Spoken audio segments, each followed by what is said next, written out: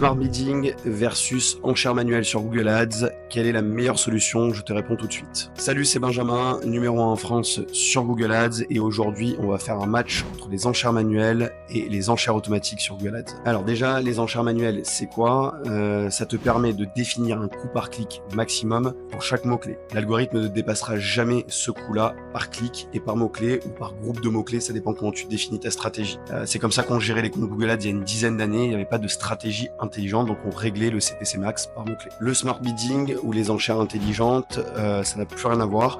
Tu ne définis plus un coût par clic maximum, tu définis ton objectif marketing. Donc par exemple, un ROAS ou un CPA pour les plus connus, et l'algorithme va définir le nombre de clics, le coût par clic, les plages horaires, les zones géographiques, etc. pour te faire atteindre cet objectif.